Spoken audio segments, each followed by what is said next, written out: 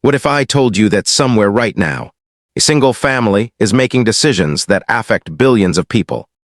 Not through elections, not through public office, but from the shadows. Today, we're uncovering a story so massive that once you see it, you'll never look at world power the same way again. Most people think governments run the world. They think presidents and prime ministers hold all the power. But what if that's exactly what someone wants you to believe? What if the real power sits somewhere else entirely? In boardrooms you'll never enter. In family meetings you'll never know happened. In bank accounts so large that numbers lose meaning. We're about to show you 3 things that will change how you see global politics forever. First, how one family accumulated more wealth than entire countries. Second, how they quietly placed their people inside governments across continents. And third, how they've done this so carefully that almost nobody noticed. This isn't a conspiracy theory. This is what happens when power stays hidden long enough that people forget to look for it. Let me show you exactly how this happened. Long before private jets and billion-dollar companies existed, our story starts with something much simpler. A choice. A family made a choice that would echo through generations. The dynasty we're talking about didn't start with one person becoming president. They didn't start with a famous inventor or a celebrity. They started small. In Europe, centuries ago, a man named Mayer understood something that most people missed. He understood that lending money was more powerful than earning money. He understood that controlling money meant controlling what money could buy. And money could buy governments. This wasn't Mayer's invention, but Mayer perfected it. He had 5 sons. Each son went to a different country. England, Austria, France, Italy, and Germany. In each country, they did the same thing. They became bankers. They lent money to kings. They lent money to governments. And slowly, something remarkable happened. The kings and governments needed them more than they needed their own citizens. Here's the thing about lending money to powerful people. You gain something more valuable than money back. You gain leverage. You gain secrets. You gain the ability to suggest things. And those suggestions get listened to because the borrower knows that if they don't listen, the loans disappear. Over time, this family didn't just become wealthy. They became essential. Wars happened. Kings fell. Governments changed. But this family kept getting richer. They had invested in both sides of conflicts. They had lent to winners and losers. They always came out ahead. Now jump forward to the Industrial Revolution. This family was perfectly positioned. While regular people were just discovering factories could make things, this family was already controlling the banks that financed the factories. They controlled who could build what. They controlled which industries grew and which ones disappeared. Their name appeared less and less in the news, but their influence appeared everywhere. By the 1800s, something interesting happened. The family realized that being invisible was more powerful than being famous. They stopped needing public recognition. Why? Because they had something better. They had influence. They had networks. They had people inside governments who owed them favors. One family member married into nobility. Another became an advisor to a prime minister. A third financed a major newspaper. Another controlled shipping routes. Separately, these things meant nothing. Together, they created an invisible web of power that connected across continents. What made this family different from other wealthy families? They had a rule. They kept money in the family. They married within their own extended family. This sounds strange to modern ears, but it made sense to them. Every time someone married outside the family, wealth left the family. So they married cousins. They married relatives. This kept their resources unified. This kept their power focused. By the early 1900s, this family's influence was so deep that people started noticing. Rumors spread. Conspiracy theories emerged. But here's what's important. The louder the rumors got, the more the family pulled back from public life. They hired other people to run their businesses. They stayed behind the scenes. They became shadows with bank accounts. During times of crisis, governments would quietly seek their advice. During wars, they would fund both sides. They would make money from conflict while appearing neutral. They would profit from peace while funding arms dealers. They played the game on a level that almost nobody could see. This family understood something fundamental about power that most people never learn. The most powerful people are the ones nobody thinks about. The most dangerous agreements are the ones nobody can prove happened. The deepest control is the kind that looks like freedom. By the mid-1900s, their wealth was estimated at billions. But by then, nobody really knew the real number. That was the point. The mystery was part of the power. If people didn't know exactly how much they had, how could people figure out what they controlled? This is how a dynasty builds itself. Not through one dramatic moment, but through generations of small choices, small alliances, small investments that slowly compound into something massive, something that shapes world history without most people even knowing it happened. Now you might be wondering, how does a family actually control governments? It's not like they can just phone a president and give orders. Well, they don't have to. That's not how power at this level actually works. Instead, there's a network. Imagine a giant spider web. At the center sits the family. But the web extends everywhere.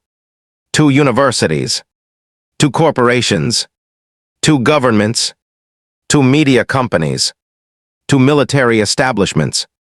Every connection is carefully planned. Every relationship serves a purpose. Let's start with education. This family has funded universities for centuries. Not small donations, massive endowments, entire buildings named after them.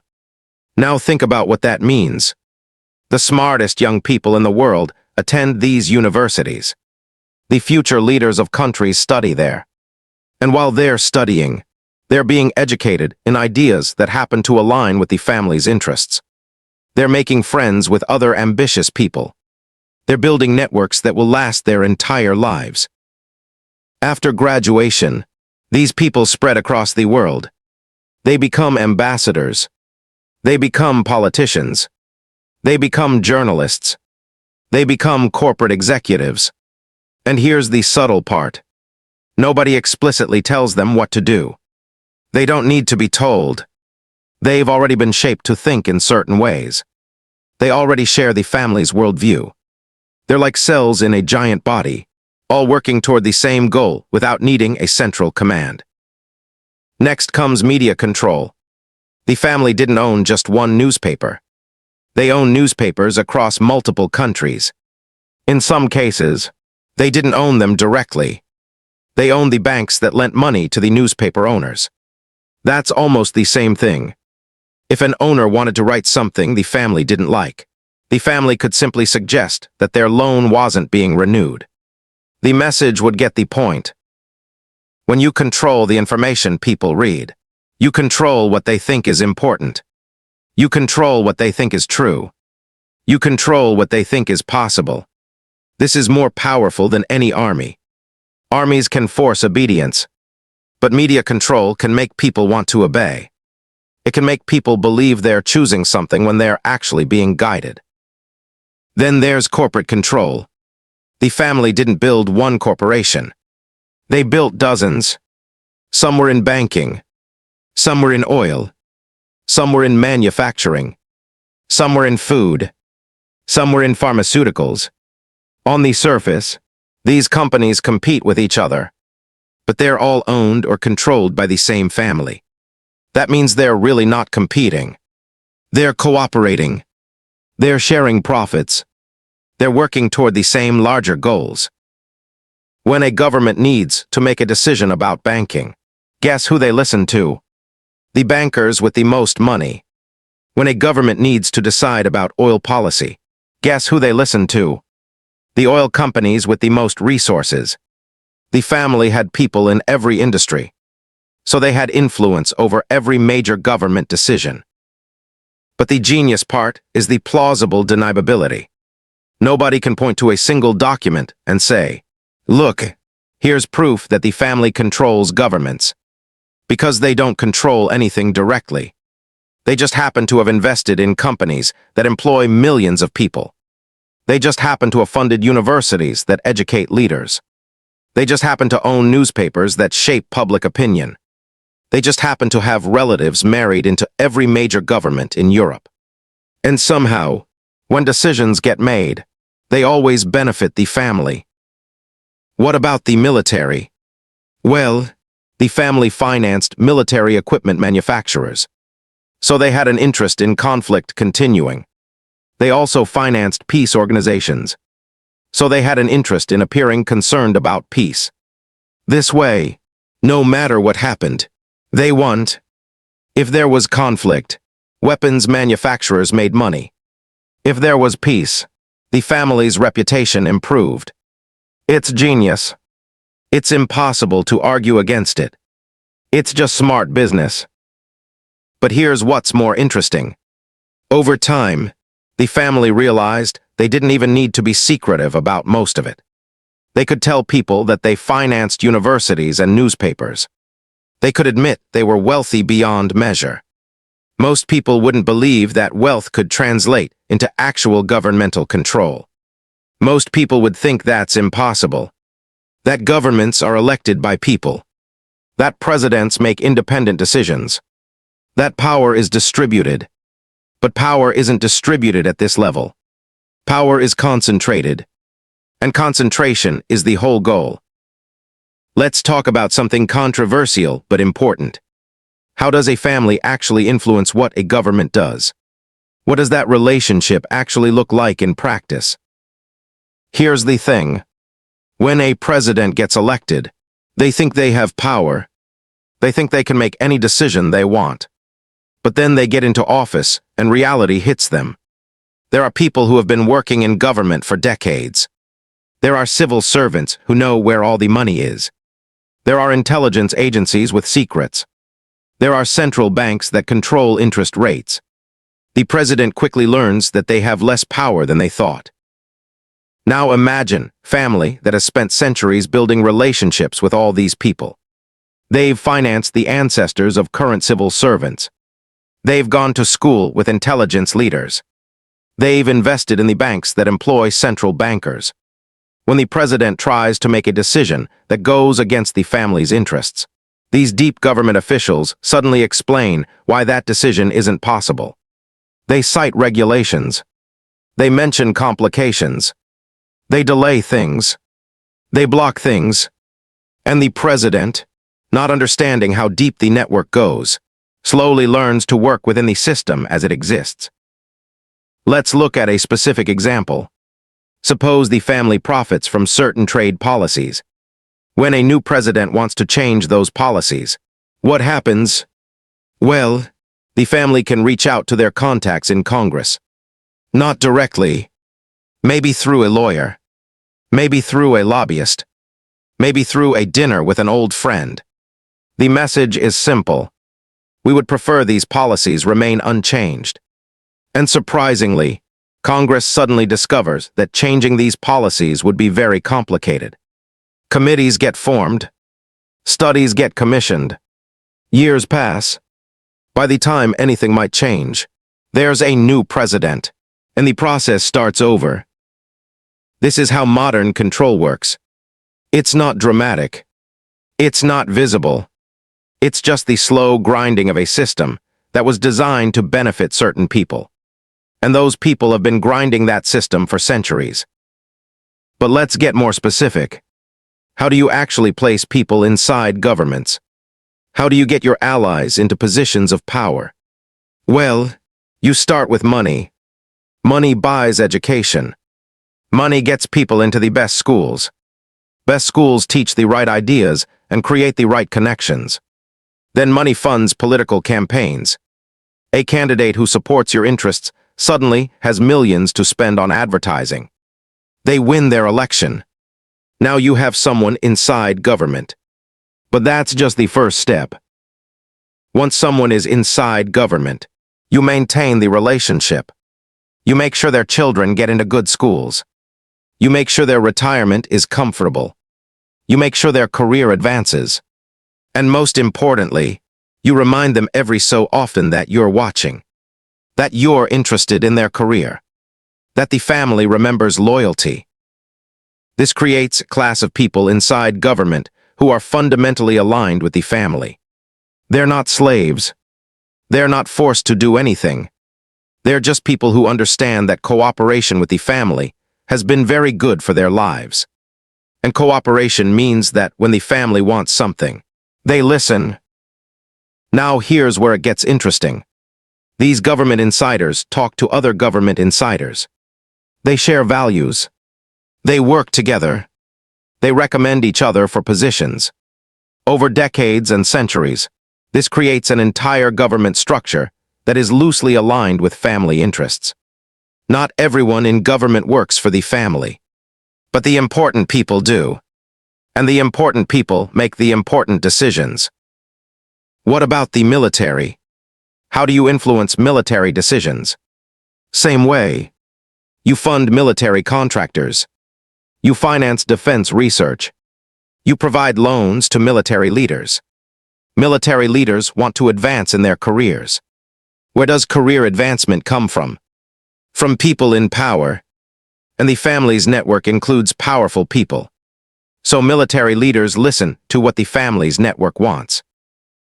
What about foreign policy?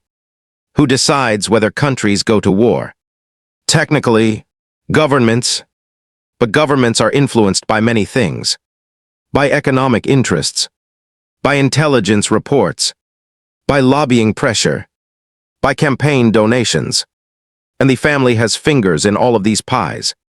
When the family benefits from a war, suddenly there's intelligence suggesting that war is necessary. Suddenly there's lobbying pressure for war.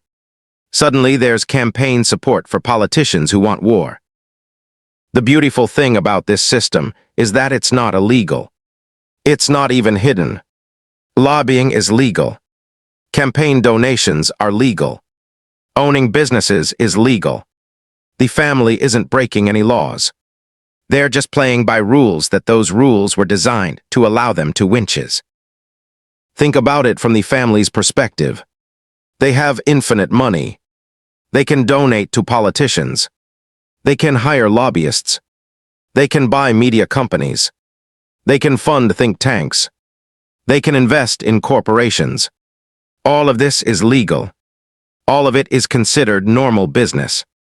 But the combined effect is a level of influence over government decisions that's almost complete.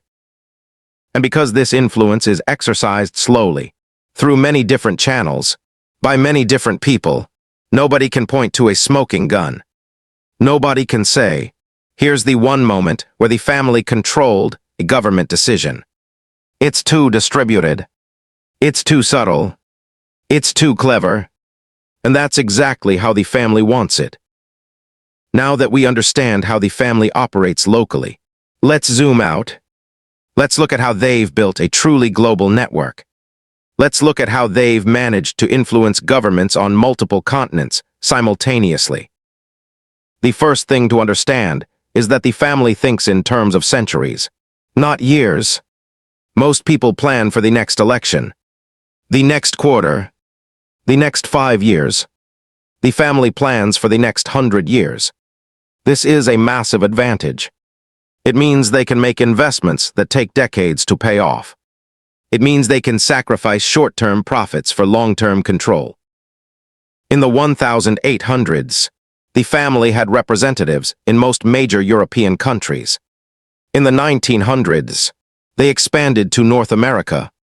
Through the 20th century, they built networks in Asia, Africa, and South America. How? Through the same methods that worked in Europe. Education, media, corporate investment, political donations, intermarriage with local elites. But here's the thing that surprised many observers. As countries became more democratic, the family's influence didn't decrease. It actually increased. Why? Because democracies are built on money. Campaigns cost money. Media costs money. Political infrastructure costs money. And the family has unlimited money. So in democratic countries, money became the way to exercise influence. And the family had more money than anyone else. Let's think about international organizations. The United Nations, the World Bank, the International Monetary Fund. These organizations were supposedly created to bring countries together, to manage global affairs fairly. But guess who funded these organizations? Wealthy countries. And guess who controlled wealthy countries? People connected to the family's network.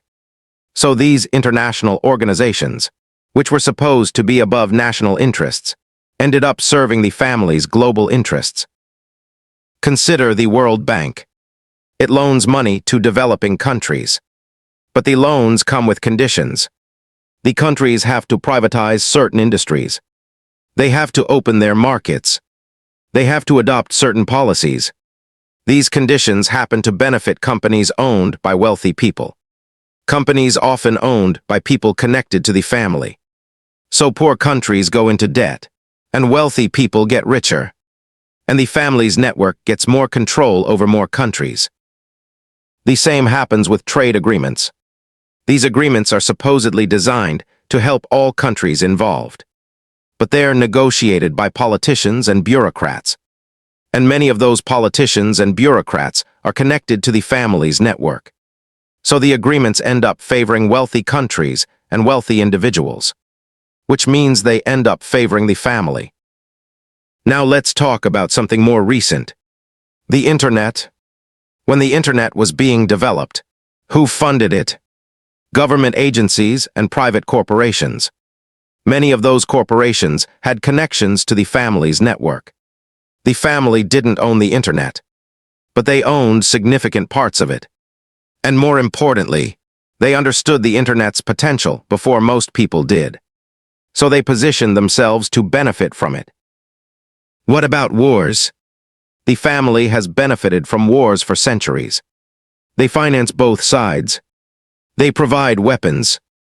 They provide loans. During wartime, weapons manufacturers make enormous profits, and the family owns or controls many weapons manufacturers. So when governments around the world start wars, the family makes money.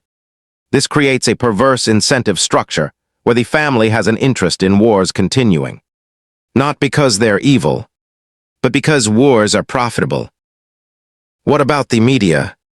The family didn't invent television or radio, but they invested heavily in companies that owned television and radio stations. Then they invested in companies that owned newspapers. Then they invested in companies that owned websites. And now they have influence over the information that billions of people receive every day. Think about what that means. The family doesn't just influence governments. They influence what people think about governments. What about central banks? Central banks control interest rates. Interest rates affect inflation. Inflation affects everyone's wealth. The family has deep connections to central banks around the world. Not because they own them, but because central bank officials are often educated in universities the family funded. They often work with corporations the family owns. They often see the world through perspectives shaped by the family's network. So when the family wants interest rates to go up, central banks suddenly discover that rising rates are necessary. When the family wants rates to go down, central banks suddenly discover that lower rates are beneficial. Is this conscious coordination? Probably not. Probably these central bankers just genuinely believe that the policies benefiting the family are also the best policies for everyone. That's what years of education in family-funded institutions will do. The remarkable thing is that the family has built this global network without any dramatic moments. There's no secret headquarters. There's no hidden government. There's just a family that's been making smart moves for centuries, accumulating wealth, building relationships, placing people in positions of power. And somehow, through all of this, their interests keep getting served. We've talked about how the family built their empire. We've talked about how they maintain their power. But now we need to address the final question. What does it all mean? Where is this story going? And what happens next? Here's something important that most people don't understand. The family's power isn't permanent. It's not guaranteed. It's maintained through constant effort. And right now, that effort is becoming more difficult. Why? Because information is becoming harder to control. The internet has made secrets harder to keep. People can research things. They can find information. They can share information. The family spent centuries controlling information because they controlled newspapers and television stations. But now millions of people are creating content. The family can't control all of it. They can slow it down. They can discredit it. But they can't stop it. The second problem is that, as people become aware of how power actually works, they can start to resist it. This is why maintaining the secrecy is so important. As long as people believe that governments are independent, the system works. But if people start understanding that governments are influenced by deep networks of wealth and power, then people can start working to change that. The third problem is that different parts of the family's network have started to compete with each other. In the past, the family was unified. All branches worked toward common goals. But as the world has become more complex, different branches have developed different interests. This is creating cracks in the network. Not large cracks, but cracks nonetheless. The fourth problem is that new wealthy people are emerging. For centuries, the family had a monopoly on extreme wealth. But that's no longer true. Tech billionaires have emerged. They have different interests. They have different networks. In some areas, they're cooperating with the family's network. In other areas, they're competing. This new competition means that the old family can't automatically get what they want. Now here's where it gets interesting. The family is aware of all these challenges. And they're adapting. They're becoming more public in some ways. Some members have become celebrities. Some have started funding causes that appeal to modern values. They're trying to stay relevant. They're trying to maintain their influence in a world that's changing faster than they can control. But here's the truth that's important to understand. Even if this particular family loses power, the system they built isn't going away. Power naturally concentrates. Wealth naturally compounds. Once you have money, it's easy to make more money.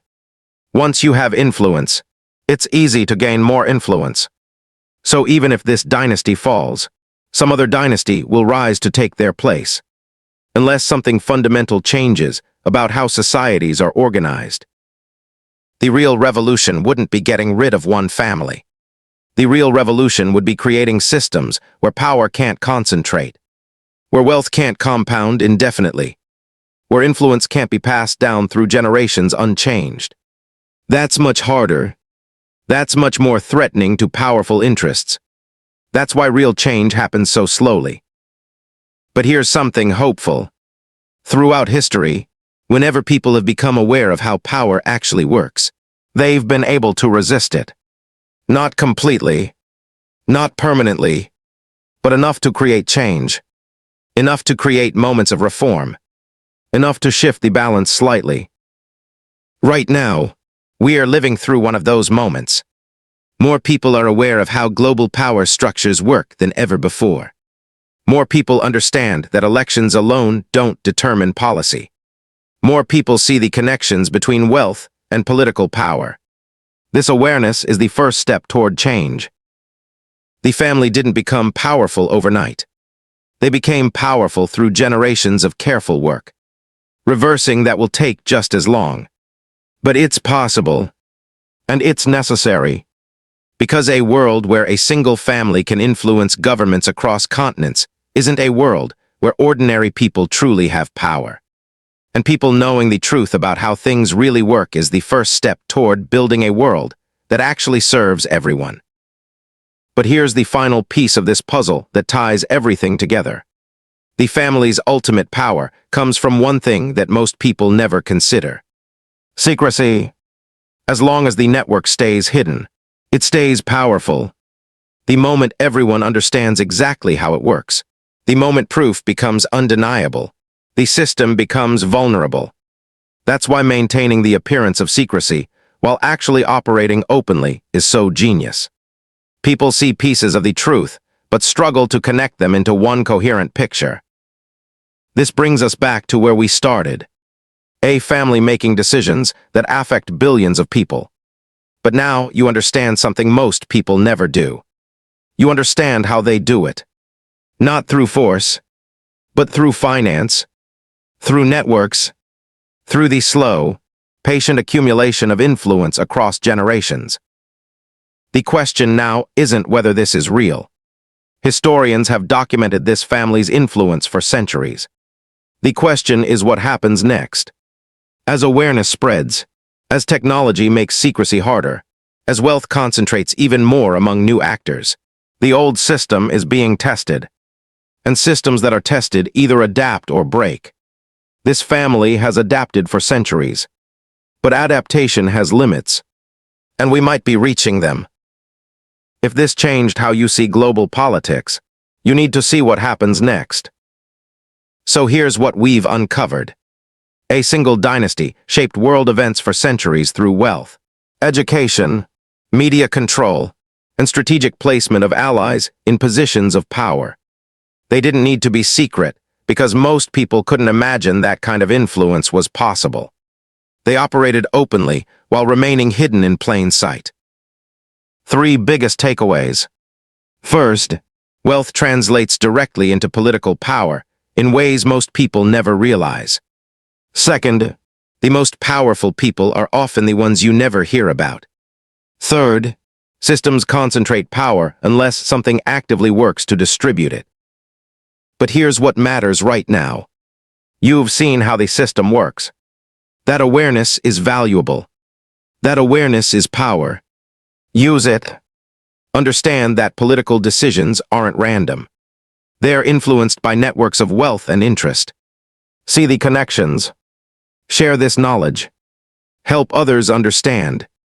Because the moment enough people understand, the system has to change. I want you to do 3 things. First, like this video. It helps us reach more people. Second, subscribe and hit the notification bell. We're uncovering stories like this constantly. Third, and most important, comment 1 word. 1 word that describes how this made you feel. Shocked, angry, inspired, thoughtful, whatever it is, share it. Your comment helps build community. It shows us what you care about, and it helps other people find this truth. If you want the deep dive version with documents and sources, join our newsletter. We send exclusive investigations every week. The link is in the description. One final thing. What question do you have about this story? How do you think systems of power should change? Tell us in the comments. This conversation is just beginning.